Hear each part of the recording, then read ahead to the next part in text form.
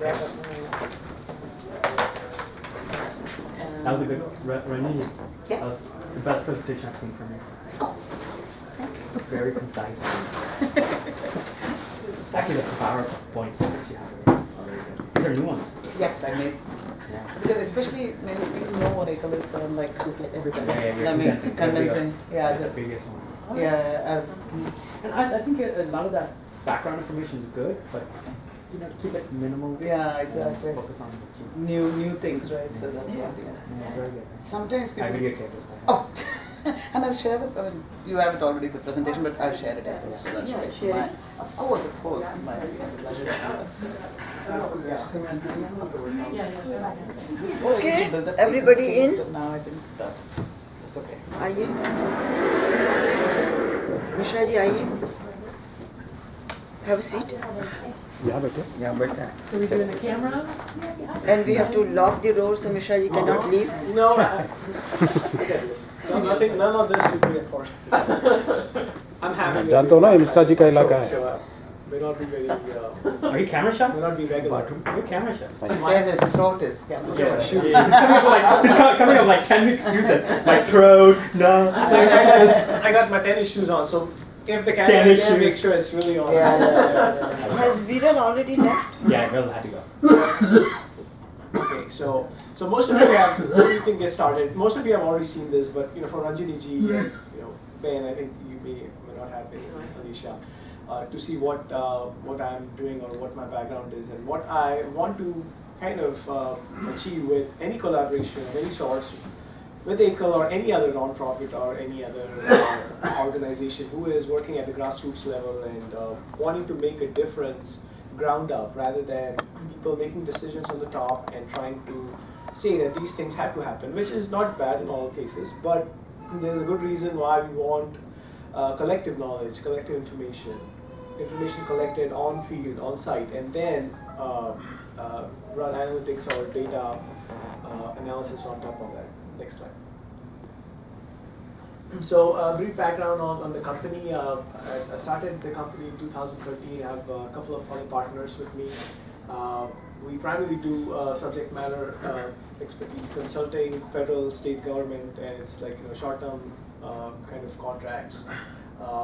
We do a lot of mobile applications for commercial clients, data modeling, and geospatial IT trading is our forte. Some of the examples what we've worked before, and some of this I would say would fall in that participatory, not mapping, but participatory data information management, where you can set up your appointment interactively on a dental dentist calendar, or you can suggest your own interactive food likings, your restaurant likings, your events with users. And then books that you read, you like to recommend to others, and Tree to Go, where it is like how do you do on your exercise routine for a day, and then you can share that information out with others. And then one more where it is like you go to a location and you capture, it's a real estate application where you capture information and what your likes are for that property. Not necessarily, you don't have to make notes, you just capture all that you want to do. And this would work without the internet as well. So coming back to what participatory mapping is. Some of you may have heard this. For others, this could be something new. But just to bring this into context, so maps are more than pieces of paper. They are stories and conversation and lives and geographic events and contexts that are lived in play.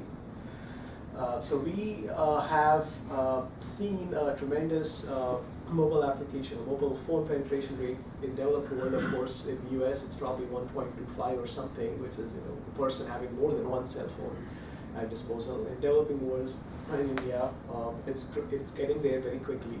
So safe to say that reach that each person having a mobile phone pretty soon. And as I was talking before, we are interested in a bottom-up approach where the user feeds in information on his phone, on his mobile device, and that gets uploaded onto a system where it analyzes that data in real time and creates maps or informed maps on top of that. Who would be at advantage with this information? Government officials, administrators at local level, even state authorities wanting to get an overview of what's happening at what location. Are the policies that they have in place are successful? And they can get that information from the people who are actually participating. Next. So this is what the specifics or the details is what a typical proposal would involve.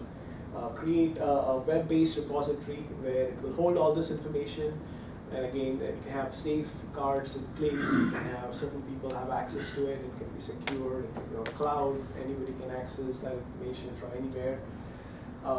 And also kind of put in a pitch that this will bring about a sense of connectivity within rural communities. So one rural community having issues related with farming in a particular season would know exactly what's happening in a village, 10, 20 miles away, right? Because then they would be able to connect with that information. And we're talking about the language being a barrier, right? So this is a visual form of communication with maps, so which will, I think, in my opinion, will be more effective and will transcend that language barrier. Next. So this is a bit busy slide here, but converted from PowerPoint, it gets added on. So these are some of the interesting themes that I've kind of wanted to work on or have kind of conceived. And this kind of fits in our rural communities in India. So for example, societal mapping, what do people need on ground? Is it water, is it electricity, is it nature issues, cleanliness, health-related mapping, what are the disease incidents? Is it particular season-based? Is it food-related? Is it what kind of health and hygiene issues do you face?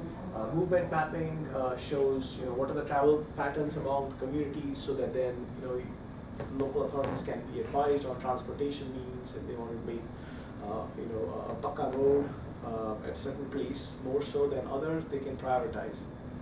Water and sanitation mapping, and that's a typical thing. We need that as a basic. Crime mapping in areas where terrorism or Naxalite movements are happening. We want to know what are those areas that are most affected by that, and that comes, of course, within or knowledge, local knowledge from the community. So the project status is I've done some pro bono work. I've put in some hours, and I've done some mobile application and backend server kind of things. With the little time I have here and there. But then we are of course awaiting public-private funding. We want to write a grant pretty soon to all these foundations and agencies who are looking to fund these kind of efforts. And then of course we're looking for collaborators, whoever wants to join the team, and we submit a proposal and we can take that forward.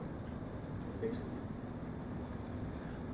Very general schematic being that there are these volunteers on the field who have mobile phones, they collect information, it gets translated into knowledge maps, so the raw data gets translated into information, and then knowledge that gets passed on to analysts or administrators who look at this data and try to piece together a puzzle to make a decision. Is this app already developed? Yeah, so I'll show you this. It's in works. I have the code ready. I'll show you some screens of how far we've gone. There are about 10 screens we've done, and we've done some back-end work. So the server is up and running and things like that. So it's some of it is done. So this is what the server application looks like. Excuse me, from the back end. And some of the themes you can see are kind of already created or generated. So this is where this could be, say for example, an administrative dashboard for a government official looking to get this big picture view. And then some of the questions that they would want to answer, and again, these are just a couple of examples, but you can go on and on. with the spatial information. So schools that are near railway network for visitation, or what's the best way to communicate or move goods from one location to another. Nearest medical facility from a school via a dirt road.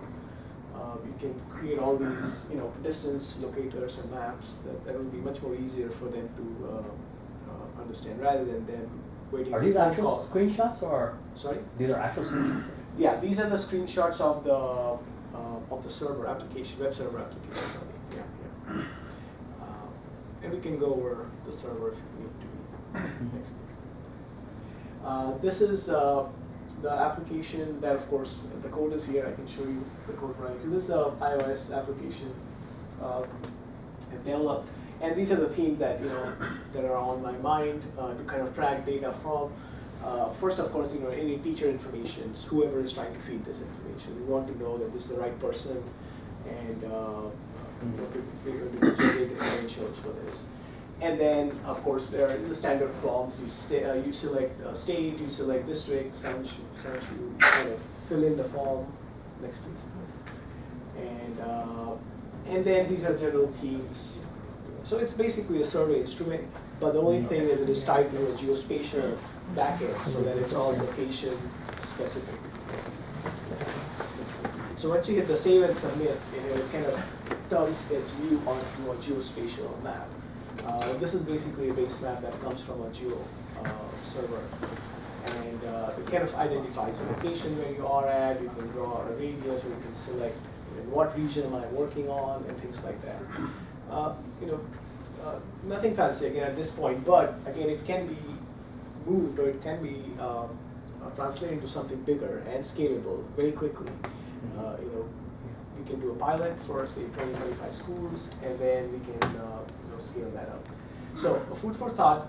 Again, this is mostly going to open the floor for discussion along where can we take this. Right? Some of the key questions we have to answer is, who participates in whose mapping, which means that, are we saying that the teacher is trying to collect information about the community that they serve, or is it that the community is trying to collect information about the community they are in, or about the agencies they're working with? Who's the stakeholders?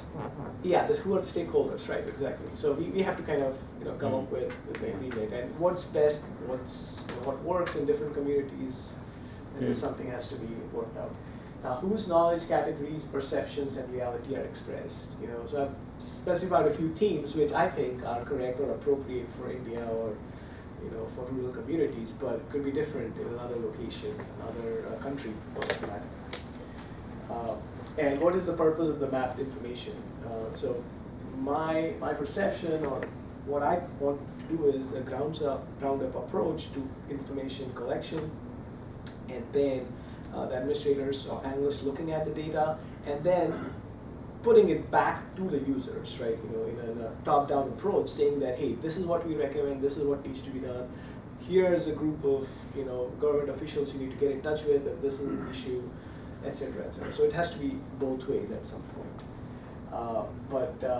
And then for all practical purposes, have the administrator look at this holistic view of their administrative boundary and what they need to do. So with that, I'll just keep that slide up, and open up the floor for any questions or discussions you may have. Again, this is a work in progress, but again, I'm doing it bits and pieces based on the time that I have, and this can be really written out as a proposal, in a collaborative way. It's an iOS app, right? Yeah, right now it's just iOS app, yes. One of the things is Android phones is what is everywhere, so. Yeah, that's always a chance. Now, don't get me wrong, Apple is moving its facility in India, so hopefully Apple. Yeah, we'll have one. But for you to do an change. Android, it's not Yeah. Not at all. By the way, Mokul, This is fantastic. this is the most concise I've seen this, because the previous ones kind It of was a been lot broader. crowded, But I think you're also coming to a narrow. Yeah. Mokul has been trying to work with Ekal for the last, I don't know how many years since. No, I mean, I don't No, I'm not trying to work. not work, but trying to help Ekal. help. Let me put it that way. Right. Ekal. And he's been trying to actually in the space of the mapping Right aspect. now, this is fantastic. Yeah, so I don't know what's happening with the mapping. Can you give us a little bit of background? So it started with the Google trying Yeah. to get the Google map, but then they ran into some bottlenecks, and there was nobody there at the other end who could consistently work with Google to make this happen. So that's the whole thing. I mean, so there are Android phones are there. There was no Mukul to take it on. So no, I mean, somebody needs to So Yeah, every time there was something happen, Sure. they were running into something. So would love to talk to you about what that Sure. happened. And at this moment it was very simple, just trying to put the locations on a Google map. It was that simple. And so of course I don't know anything. I mean, I know GIS is awesome, so I'm sure there's much more that we can do with that. But if you want to, there is a lot of data out there with at least collected by location from many villages. But we need, so there was this kid trying to put it on the web and trying to work with Google and needed to move it forward. So however you want to take that on, so we could work together and see that data that there is and see what you want to do with it, and then maybe move on to, this is awesome. I mean, if we could do this, we could seriously benefit from it. I could see that. Please, Randy, please. I know. We need it on the website. I know. This is one of the biggest requests. I know.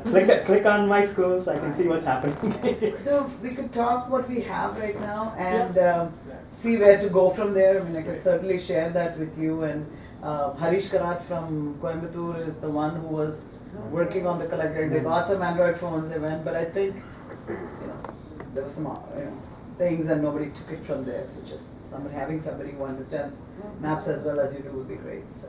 Yeah, let's I'll share at least the data that we have. Yeah. You can take a look at it and see what do we have and say where you want to go with it. So Right. I So think we'll that do it. reasonable. We'll get rid of all any PI or any information that all we need is information. Right. At this moment, it's very simple. There's nothing in it other than here is the lat long.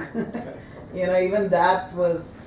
So I'll show you what we have. Okay, let's take this offline. Sure. Yeah. Can I'll show you. I make a action request? Yeah.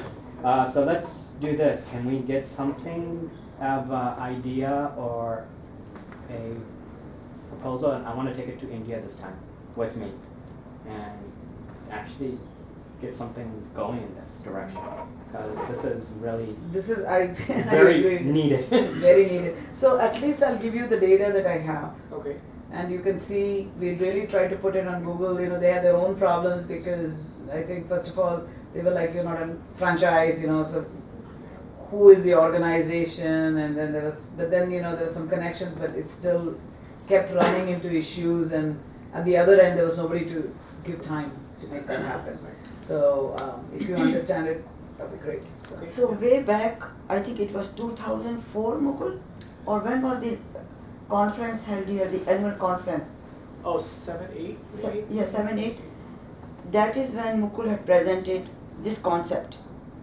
And that time we were working or sort of trying to work with National Geographic. And in that conference when Mukul presented this, Houston offered a grant of $10,000 to make this work happen. Mukul didn't want to accept that because why take money from Ekal? So the point that I am trying to make is Mukul has been available and volunteering his services. So why has I don't know about the India past, side- but moving forward, I can Yes. certainly show you the data. So now is the time to really Because take there are a it lot of, seriously. logistics is what is the issue, but I think we are in a moment where we do have the data. Let's try. So Okay. But culture is also shifted, Shashi. So Yeah, I now we think are in that- a very new. it's new Yes, territory. but I want Ekal, I mean, not, We'll try. I don't know what the obstacles, like last time, that's what, we collected the data. Also the challenge, Shashiji, is that there are always technical challenges and they were not being overcome. It's not trivial. And I think we are at a moment where it's getting easier. So that also you will agree, right? I mean, going into the field and using these things. But 2007 to now, it's different. Yeah, the point is that something should go on record, and that is Mukul has been in the mapping business for Fantastic. over 15 years, Right. trying to help us, yeah. So such information should go on the web, and then whoever else tries to make effort then should work as a team rather than. So today nobody's working on it, so Mukulji, we'll start with you. So Okay. I'm going to sign. Let's see how it goes. I mean, again. Yeah. So to Shashi's point, that is, any new person or whoever is interested in this, Yeah. I guess you could just, Yeah, formatting. So let's, at this moment, it's you, so I'll give you the data that's, so a lot of challenges, how do you collect the data, that was all in the, anyway, so this we can certainly take offline. I already have some data that I can give you, so you can see where that is and then tell us how to do things. I mean, this is great to have your knowledge and expertise. Right. And also, I would like to request that in the annual meeting this year in Houston, there should be some focus on these projects. If we get something, take a look at what I have and, because we've been Well, that's what I'm saying, trying- if we put it together, if I can get it to India, There you and go. we get it to Houston, Oh my God. you'll have to make it happen. Yeah. But take action, because the thing is, it's like Noji says, you take on the project, but take it on and show it, make it happen. Because we are, let's try, 100 people yeah. doing 100 things. Yeah, let's try, So from my point of view, the reason for my hesitation was, is this, I've been working on this with Right. others or other groups. Right. Okay, right, because they know they have immediate need, they know they're ready to scale this and stuff like that. But with Ekal, since this is new thing, and it's understandable, right? So I don't want to take too many steps forward and then just say, we don't need it, or what's the purpose of this, or then it would be just a waste of time. So. I understand. But taking a one pager with you, Sunil, for what to do. But I'll show you the data we have. Yeah. You tell me what's possible at least. You can take the data and then tell me. All of this is needed. What you're showing me, wow. That's good to know. Yeah. Wow. I think the initial is just putting those village schools on the map. Yeah. And just putting just a little bit of information, just like you showed on the app, geographical location, state, village, okay, school, bang, Right. that's it. I think they also have data about the nearest railway station, nearest Yeah, town. They do have some. everything. Yeah, they do have some. So yeah, I'll show you what we have, Mukul. That's a good place to start, and you can tell me how I can put it on the web, and because we don't have people with mapping expertise, so let me put it down. And putting that information on our website, Would be so awesome. a person can go and click and say, okay, this village, this school, Yeah. and this is what's happening. And an establishment date would probably be something Yeah. that I would be interested in Yes. seeing too, so you can map the growth and Absolutely. the direction. Absolutely. Absolutely. Great. Beautiful, yeah. So let's Okay. work on that. Sounds good. That's awesome. Well, I'm so glad, Shashiji, you brought me here, and this is awesome. Can we get an I'm Android app? glad. Sorry? Can we get an Android? You can get kids to build that. Drag and drop program. Finally. Somebody is listening. Oops, so sorry. You like, no, So I this sent it is- to your email as well. It's all good. I think that's. My computer's closed. Oh, Yeah. maybe just refresh and see. Yeah. Right. It's an Ashoka app, right? So actually that's also. It says it's sent over there, but I'm fine. One other point here, it's actually, Rasika, do you want to just talk about that? I'm not really, but I So know. Vishnu, her husband, is part of Ashoka. They had developed this app for collecting some data, and he's local now. So actually, they collected some data for Ashoka when they did the anemia study, and so it would be great to show him that as well and see what that app, because it's sitting on an Ashoka server somewhere. It is an app called Doomstick. So they have all the data like specific to each child, measuring their health indicators and all that, right? So that data is available. Yeah, so that's something to take a look at as well, Mukulji. So Let's yeah. let's connect. Do you have a card? Something I I can give you mine. I just emailed. That's you're in trouble now, you know that. Yeah. Well, I'm gonna hold you Don't to put this. too much work on my. But here's my card. If you just let me know. Actually, that would be great because Vishnu really worked with India on this as Ashoka. So take a look at what they've done and I think that'll be good, and I'll send you what data I have. Let's start there. And Yeah, see how yeah, we go and yeah. tell Develop us. by tomorrow. Yeah. Was this the pilot Yeah. study that Ekal did? Yes. Oh, yes, we used in the grant proposal. Okay. Yes. Wow. So your husband worked on that? Yes. Oh, Yeah. wow. So is it possible that you can speak about Ashoka Yeah. and his work today a little bit? I'm not part She of is not Ashoka. that. Just yeah. whatever you know. Yeah, I can. As if you're Actually, first, just- just pretend you're not we need talking to, a you whole need to lot. introduce yourself, Yeah. because I think to the group, and I think we'll do that, we'll do a round of Let's introductions. finish Yeah. with Bill's presentation. And also, any proposals and stuff like that, Yeah, yeah. if there's a POC or anything that needs to be done, we'll be happy to just do Wow. it that way. Mangalam Shubham. I No, know no, you I mean, can't- from the point of view of, something has to happen in this sphere, because there are a lot of charities and a lot of things who have already done this, and they are mining the data Yeah, data is so important, right? And we right speak now about as we speak, right? They're creating maps and they're drawing areas, hey, this is the place we want to serve. Absolutely. So it's already out there, so why not? So Mukulji, I'll Use it. really follow up with you. Okay. At least I think it's very useful for me. So I'll take your card or just send me an Yeah, email. oh, yeah, sorry. Yeah. Here. And mobile Ekal as Yeah. well. I'm sure each van perhaps has a radius, or Yeah. and even saying, well, this is where it's going to be when, Yeah. for Wow. people to be able to Yeah, this take is advantage exactly. of that. Exactly. It's not, we're here, it's wow, in 2 weeks we know that this Sure. is. No, yeah, to your point, yeah. So we'll talk more, Mukul, and I just, Geospatial engineering yeah. out there, you know. Yeah. Email might be the best. Let me email it. Yeah.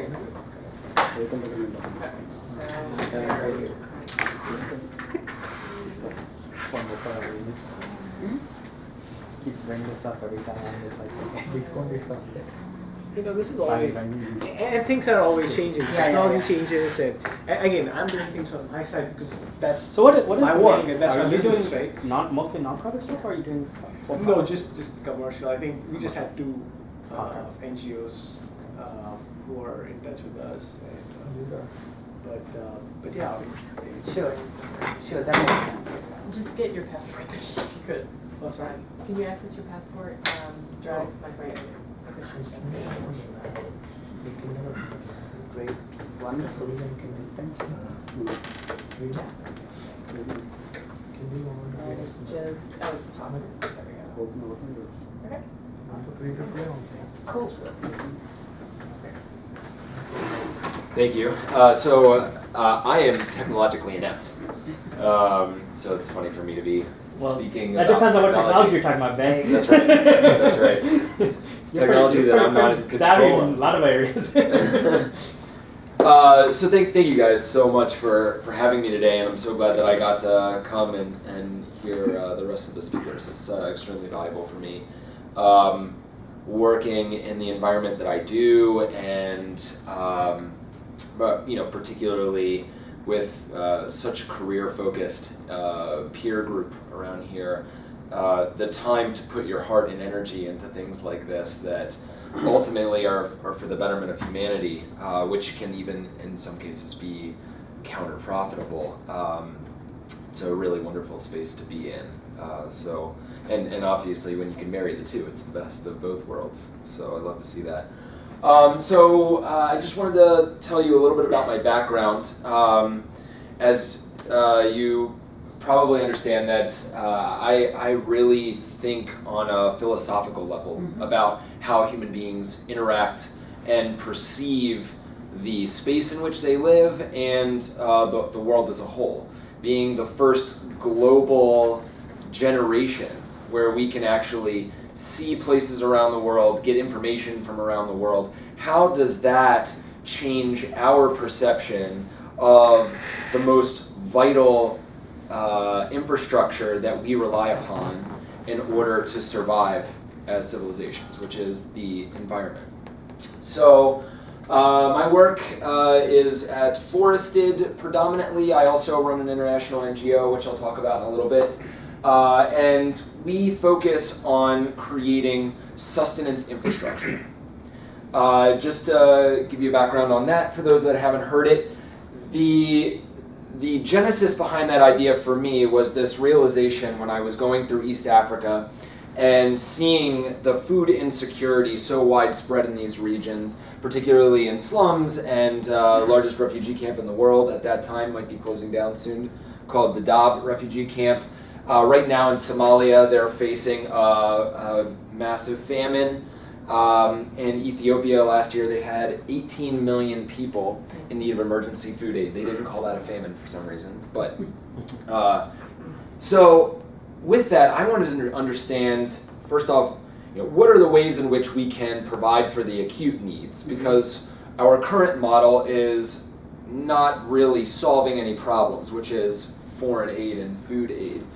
So that's when I started traveling around in some of the rural areas to where the most fertile land existed, and I recognized this really profound truth that has changed the course of my life and is the reason why I'm here in front of you today, which is Ethiopia simultaneously, while having this epic food insecurity, what I would call a famine last year of 18 million people in need of acute food aid, had their highest export of coffee in their nation's history.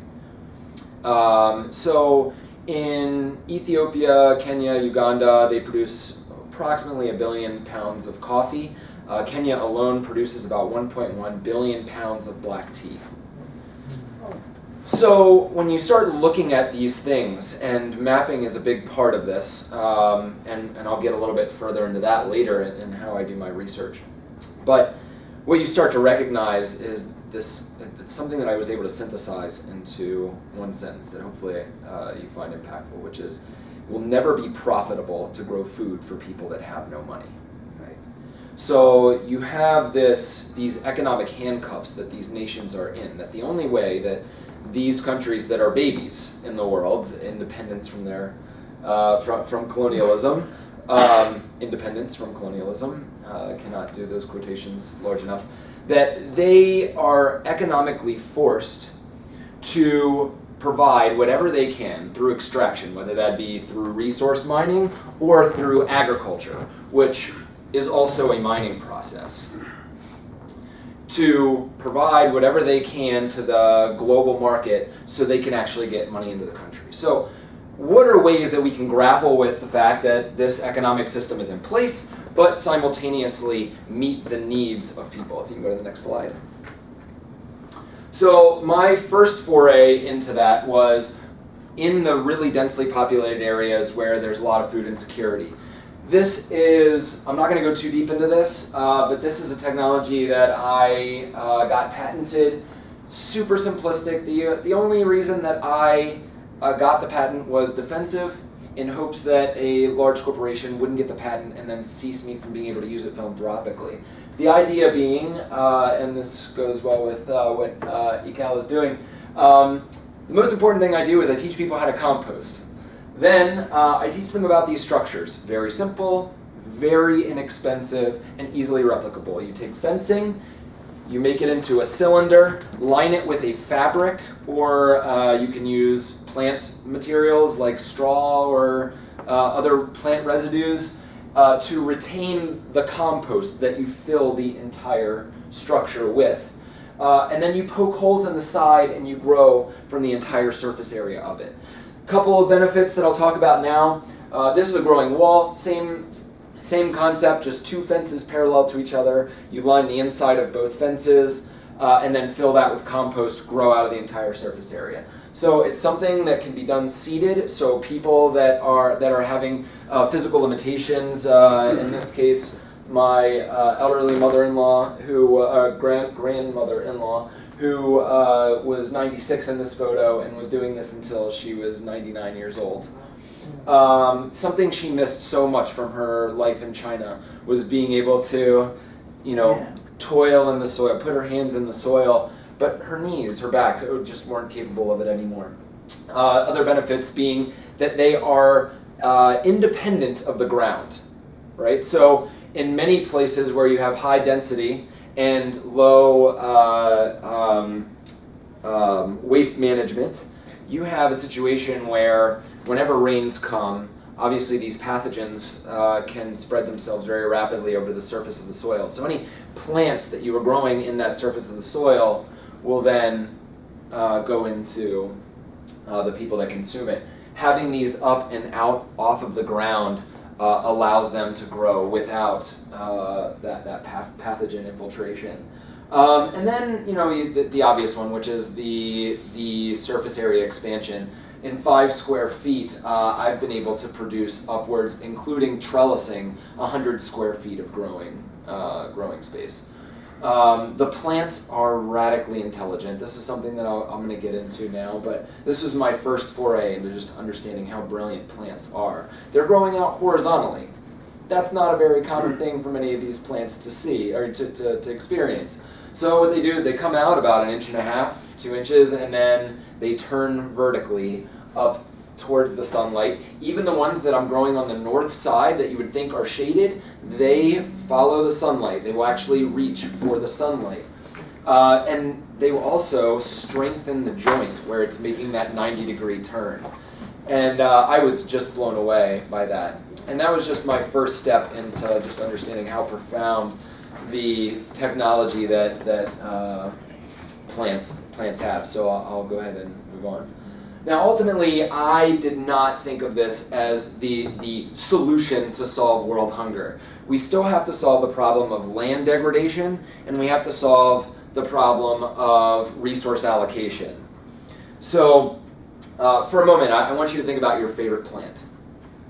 Mine it goes back and forth, mango or fig tree. Today, it's the fig tree. Everybody have your plant in mind? How many of you pictured the roots of that plant? Yeah, so this is a problem of perception, and this is going to be the basis for my talk today. So go to the next slide. So the root system can be upwards of 80% of a given plant that you see. But it's something that we largely ignore, and we only think of it as one-dimensional. And this is, especially in Western thought, a pretty common idea that, the thing that's human-centric must be also centric in its own right. So the 3 most common reasons we think roots exist: they bring water from the ground, they bring nutrients from the ground, and they keep the top from falling over, right? But it's actually a profound relationship in both directions, but largely the other way. Next slide. So understanding photosynthesis. Next slide. When we are taught about photosynthesis in school, we are taught that we get oxygen out of the deal. And that's kind of where it ends. So we know it requires sunlight, we know the plant requires water, but we get oxygen, and that's kind of where it ends. But the reality is quite profound. So along with the oxygen that's released, the plant takes in the CO2, it uses the power of the sun to break the carbon from the oxygen, releases the oxygen in the atmosphere. Now it uses water to cool that process. So along with the oxygen, it's also releasing what they call transpiration, evapotranspiration. This is the sweat, perspiration of photosynthesis. This is nature's air conditioning system, and in fact, this is the process that produces more rain than any other water process on Earth. Rainforests do this at such a profound rate that 80% of the rainfall within that rainforest is coming directly from the leaves within that rainforest. Now, when we talk about droughts in certain areas, like Ethiopia had this massive drought last year. Now we've drawn these maps, and I can call it Ethiopia, and we can look at it or picture it on a map perhaps. But those lines that were drawn on a map do not give you a detailed understanding of what it is that space on Earth requires in order for its ultimate fertility. So for example, before colonialism, Kenya was 40% forested. Now it's less than 1% forested. Now, when you start to understand the weather patterns in that region, maybe you'd understand why droughts are becoming more common further north, right? Because the evapotranspiration to rainfall is typically 50 to 500 miles. So you can't just look within the borders of a singular nation and say, oh, that this is just a freak thing that's happening to this place, and Ethiopia needs to deal with the problem, and perhaps the international community needs to help Ethiopia. Ultimately, these borders are not recognized by nature. So, next slide. But what happens to the carbon? The carbon is actually lost in this, and it's the most important part of the entire equation, in my opinion. So, carbon in photosynthesis, when you're talking about trees, 80% of it is sent down to the roots. 20% is used for above ground growth, what we actually get to see. All right? So you see branches grow, you see nectar being released. That nectar is carbon chain, sugars that were created from the photosynthesis process. But 80% of it is sent down to the roots. Half of that is used to grow new and more root mass. The other half is expelled from the roots. Something called exudates. Exudates are nothing more than sugars, proteins, and carbohydrates, foods. Why on earth would a plant produce all of these foods and then waste it into the soil instead of using it for its own biomass and for its own body? Next slide. So, before I answer that question, we want to look at how does thriving land-based ecosystem function without the requirement of human beings playing God over that system. Not requiring irrigation, not requiring pesticides or fertilizers for them to grow indefinitely. So next slide. So this carbon is the reason why. So you look at the varying amounts of carbon that different plant groups put into the soil, that they invest into the soil. Now, when we start to look at that, and we ask the question, well, what is it that they're putting all that food in there for? It gives us the answer to the self-perpetuation of thriving ecosystems. Next slide. There are an extraordinary number of organisms that we as human beings have never had the technology to understand. The study of microbiology, generally speaking, started in the 1670s. We saw that the surface of everything, it was actually a guy making fabrics trying to prove that his thread counts were higher than other people, particularly in India. You wouldn't be surprised about that, I would guess. He saw these living creatures, but he wouldn't give the secret away as to how he made his microscope. So he was really the only one that was able to look at all these different creatures. It wasn't until the 1850s that we discovered that actually they have an impact on the world. Pasteur described the first pathogenic relationships. Since then, when you start to understand just how vast the microbiological world is, then you start to realize that if you're starting to study it, you can't just go, oh, this one looks pretty, I'm going to see what that one does. No, you're going to look at the ones that are killing us and killing the things that we eat first. Now, because we didn't have an understanding of an entire thriving, balanced microbiological ecosystem, we had to use what it is that we had in our arsenal to try to combat these pathogens.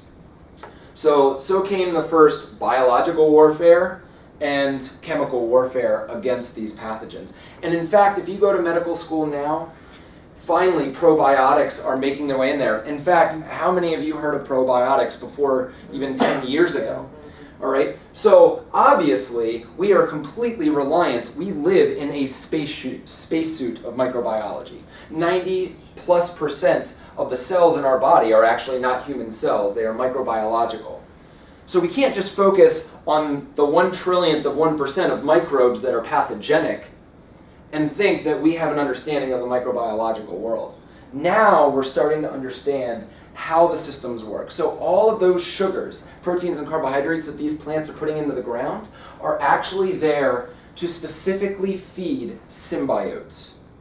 Symbiosis is far harder to prove than is pathogens, right?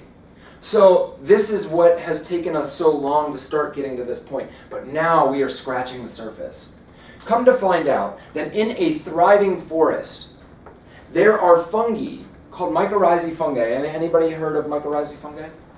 No, okay, so that's great because this is my favorite thing to talk about. So this is an internet. This is a resource sharing network that is so far beyond what we ever dreamed could possibly exist.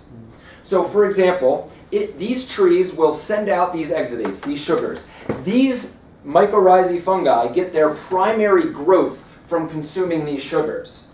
But these trees have needs, and their roots don't have enzymes to be able to break down their food supplies. So they are 100%, these plants are 100% reliant upon the microorganisms cycling around in that system to provide all of its needs, whether that's mineral, nutritive, all of those needs come from this network. And this network can spread over hundreds, if not thousands of miles. Now, what happens when we plow that soil? These small threads are the first things to be destroyed. And when we plow multiple times a year, over many years, what happens? Right? So, a couple things to that. First, we are now just being able to have the technology to differentiate our different bacteria and different fungi. So it was just found, Duke University did a study, and it's only going to get more as our technology improves, but in 1 teaspoon of healthy soil, 1 gram of soil, there are 75,000 species of of bacteria. 25,000 species of fungi. So that's not individual organisms, right? That's just species. And that's not including the microorganism nematodes. That's not including the protozoa, the microarthropods. All of these things that are thriving in this rhizosphere, in this root zone. So, when we started to understand this resource sharing that's going on, so for example, you have different needs. In a forest, that forest, nobody had to plant it over there, right? It grew by itself. Now, within that network, there's not just one kind of plant. The model that we're currently using for agriculture, monocultures, were something that were developed a long time ago. All right? Thousands, perhaps tens of thousands of years ago. Now, when we start to think about the models that we currently use, we have only extrapolated on a model that people designed when we were, let's just say, less than 100 million human beings on this planet. And it worked.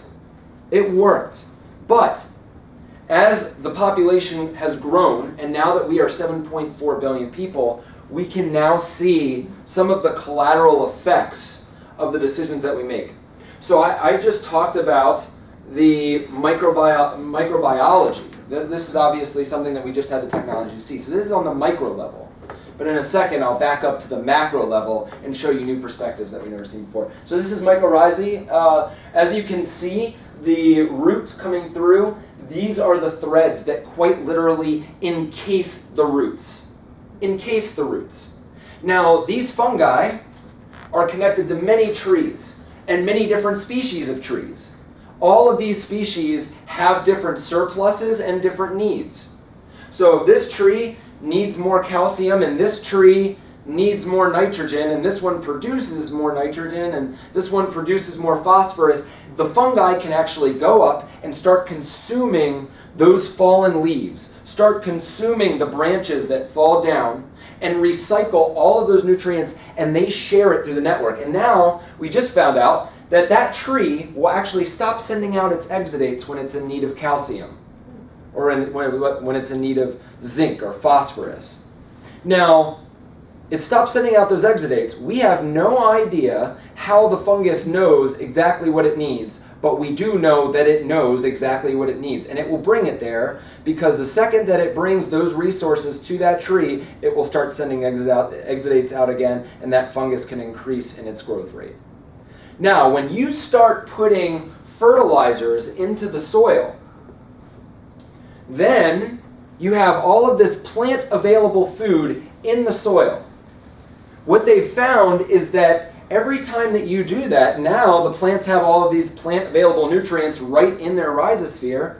Now they don't have a reason, I'm giving it some intelligence that's not scientifically allowed, but they don't form the same partnerships with these mycorrhizae fungi because they don't need them. But the mycorrhizal fungi, when they do create these relationships and do completely encase these root systems, provide a profound immune system that we have never been able to match. Now, I'm going to take it one step further, our chemical warfare on these systems, what we call pests. When you grow a singular plant over a large area, let's say corn, since that's what we decided this land is going to be used for. When you have 150 acres or 100,000 acres of corn, what is going to thrive in that system? What is the food supply? It's corn. So the things that are going to thrive there are what we call pests. In reality, it's organisms that are doing their biological purpose. If I eat corn and there's nothing but corn, I am going to dominate that ecosystem. So what we do is we spray things like fungicides. We spray things like insecticides, right? And when you do that, there's all kinds of collateral damage on that map that I just showed you with all those different organisms. You're not just killing the one pathogenic fungus that's going in, right? You're also killing the other 60 or 74,999 fungus that might exist in that soil, or at least some portion of them, right? And if you keep applying it, it keeps getting worse and worse and worse. So you become more and more dependent on those systems instead of the natural infrastructure that these plants, the technology that these plants have created through their symbiosis. So if you could go, you can go to the next one. Yeah, so go to the Google Earth time-lapse. So that's a zoom in, and that's a very quick overview, and I'm not even scratching the surface of the symbiosis that we have now proven. Okay? But I just wanted to give you some understanding of how these ecosystems are functioning. So the first thing I want to do is Las Vegas.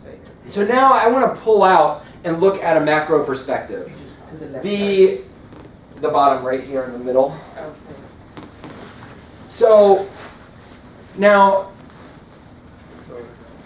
when we look at the decisions that we have made as a species, a lot of them you can actually make a case for. You can make a case for why we have decided to do what it is that we do. And I think one of the biggest reasons is that we've never had the opportunity. Can you slow it down? You see that fast right there? Mm-hmm. Slow it down to, say, medium. Just click it one time.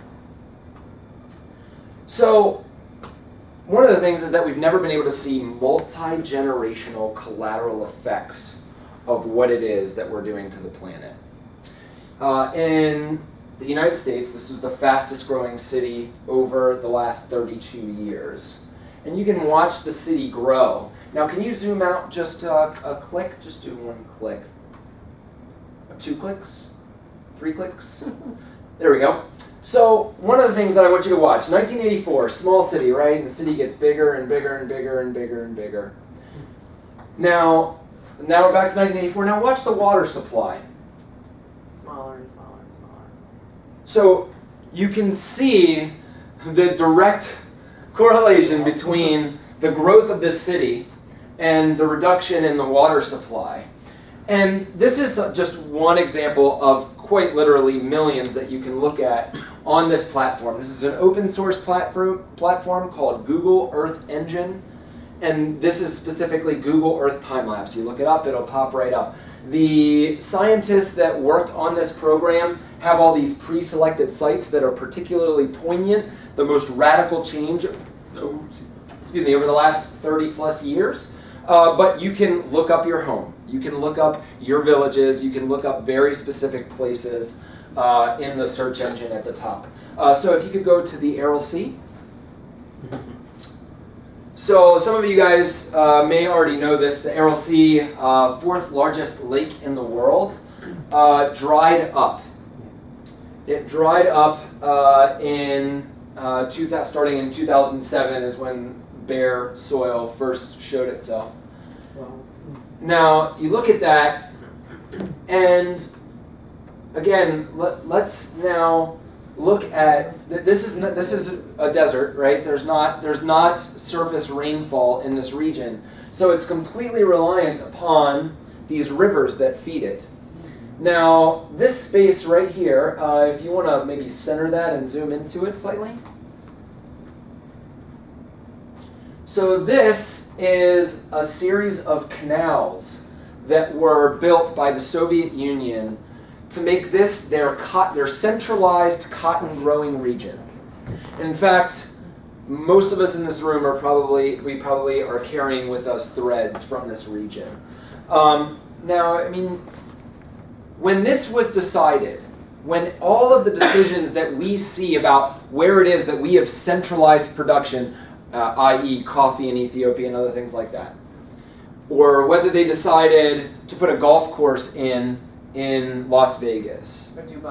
Or Dubai, or a ski resort in Dubai. You know, when these decisions are made, they're made with spreadsheets.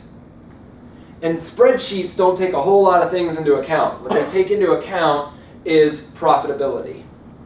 And when you put all of these little micro things together as a big unit, all of those micro decisions as like a city, or these few canals that the Soviets built, and then it expanded and expanded as the global market was asking for more and more cotton. We did not have the technology when we made this decision to recognize what is the sustainable amount of water that you can use for irrigation, or take it a step further, that if cotton should even be grown in that region at all. The number one question I got when I was in East Africa is, what variety of maize do you think I should be growing? A colonial plant. You know, these are the disconnects that currently occur, and one of the reasons why I wanted to show this platform is specifically because of the talk you gave and the conversation that we had. This has been the most profound learning tool that I have used in my educational programming when I'm working with kids. The most important thing that I think kids can learn is that we actually don't have all the answers as adults. The way education is, it's very top-down very often. You have to learn your ABCs, you have to learn your 1, 2, 3s, all of these things in order for you to be able to get a job where you can move ahead, where you can have security. But the most important thing that we can teach our kids is that there is so much more exploration to be had. When I bring up that website in a classroom, and I say, one of you sit and I talk about what the platform is, I talk about how they gathered all the information, and then I say, now you guys determine what you want to explore. And wouldn't you know that they explore the most important things. They're not just, they looked at where they live, of course. That's one of the first things people want to do. Like, oh man, I can't believe this is what it looks like, this many houses being built around my house. But then they said, look, let's look up things like climate change. So they went to Glacier National Park and watched the glaciers retreating. They're like, wow, that's a lot of ice. Because you could see the scale, how many miles that retreated. And then I said, well, and I just help them along. So you're seeing the horizontal retreat of ice, but what about how thick that glacier was? So they just quickly Google it. They're learning how to do research that is above and beyond anything that we ever dreamed of having the capability of doing when I was their age. And that tool, Glacier National Park, there you go.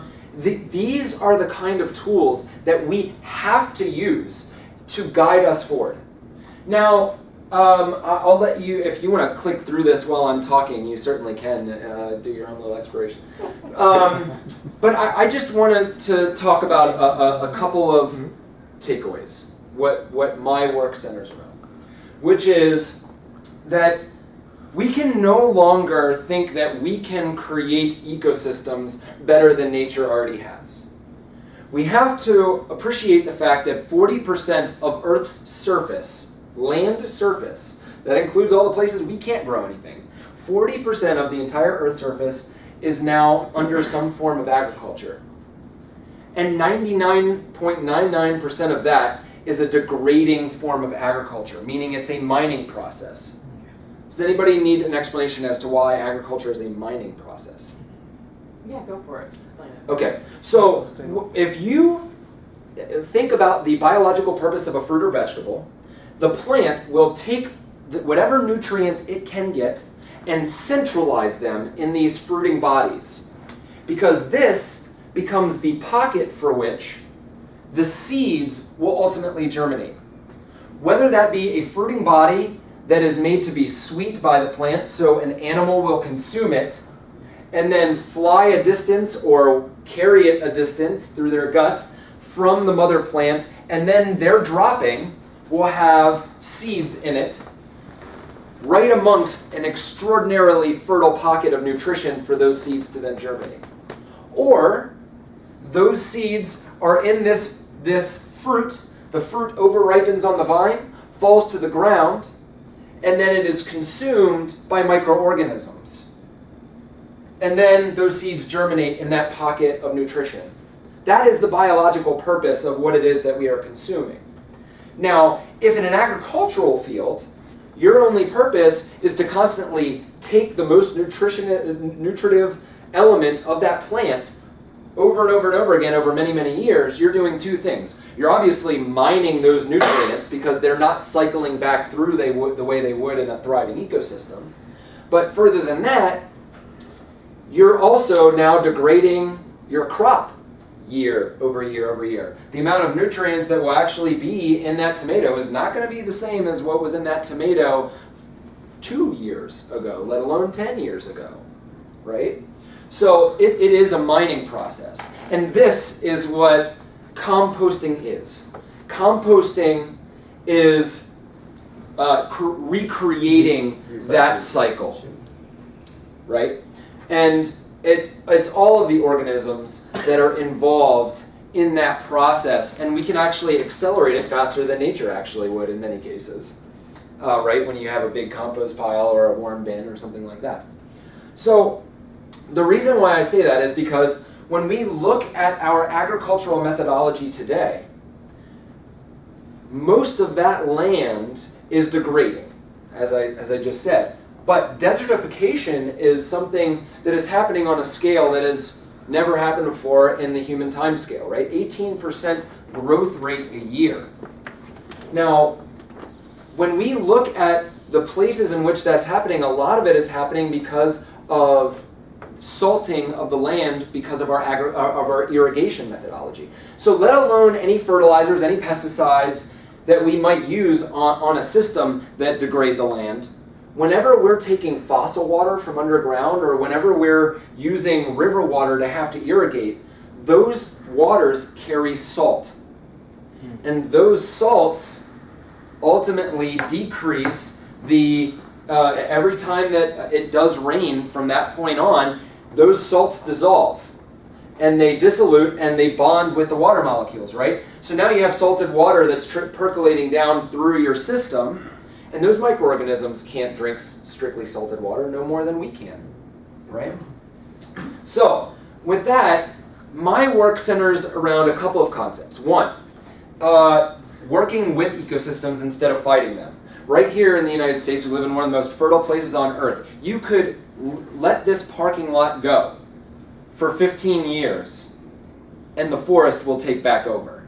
The concrete will start cracking, and trees will start growing up through the parking lot. This is not a global truth. But what we're actually using it for is to grow, in Maryland alone, 80% of our food supply, of our agricultural output, is for animals. A very inefficient means of feeding the world. Now, just to kind of backtrack on that just slightly, when you look at the global food crisis, as we call it, I have a few things that give me a lot of hope. One, that the most conservative estimates have us growing enough food for 11.5 billion people already, and we're only 7.4, about to be 7.5 billion people. Now, the problem, of course, is what I discussed earlier, allocation. But that 11.5 billion estimate is when they count meat. 1 pound of meat is 1 pound of food. But in reality, 1 pound of meat actually can require upwards of 26 pounds of food to be produced for it. In fact, the number one reason, if you want to go back to Google Earth time-lapse, the number one reason for the Amazon being cut down right now is for soy and cattle production. That we in the United States are purchasing over 250 million pounds from every single year. So when we start looking at the conflict between economic efficiency and environmental efficiency, we can say that when we were only 1 billion people, let's see, the year 1800, when we were making these decisions and having monocultures, a lot of slavery, a lot of colonialism, of course, that went along with that, we couldn't see the collateral effects. There was always more places to move. But we as a species have evolved to actually say that these things are wrong. We do them in other ways and kind of hide some of the same mechanisms, but we have as a species determined that this is not okay. So we can't just say, well, we've degraded all our land here, we're taking this.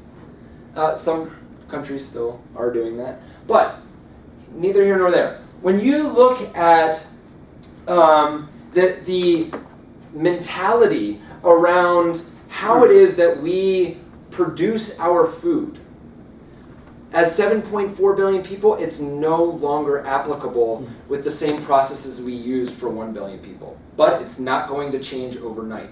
And we have to appreciate, I appreciate that right now, some of the energy in which I am speaking to you right now came from a monoculture system, right? So I have to understand that I might not even be alive if it wasn't for the Green Revolution. But now we have the ability to see the bigger picture and the collateral effects of that same revolution and see that it's no longer applicable. So, growing sustenance crop where people live, in villages, having a system based on the ecosystem that has thrived in that area, that produces human needs. My earliest work was in reforestation projects with the Green Belt movement, if any of you guys are familiar with Wangari Maathai. And the idea was they had rural ladies produce trees, plant those trees, and after a year of those trees being in the ground, they got some kind of stipend to do this environmental work. Problem? 6 years down the road after I got involved, I started looking back at some of the forests that were planted, and they were cut down. You can't go into places where you have people that have acute needs, like fuel, and say, oh, but this is good for the environment long term. What does that mean to them? So my work revolves around reforestation, but doing it in an overt human-centric manner. The other part of it is recognizing that we still need monoculture systems, that we mitigate the collateral effects of those monoculture systems. So for now, you look at cotton growing in India and the amount of pesticides that are required for that. And then every time that it rains, those pesticides get washed down right into waterways. So we have projects that are putting in riparian buffer zones right here in the United States. Riparian buffer zones are right along waterways where water comes out of agricultural fields. You make a giant natural filtration system that so far outperforms any technology that we've ever been able to create in terms of gallons of filtration per second. We will never be able to match that. And what we're doing is working with farmers, instead of saying, hey, you got to take this area out of production so you can no longer use this area, here is a way in which you can put in this filtration buffer zone, utilize those resources that are running off, and also grow food in that same system. Windbreaks. One of the more common things you see in agriculture is that people have, wind damage to their crops. So people put in trees for windbreaks. It's an obvious thing to do. You can also do those in an edible fashion. Another thing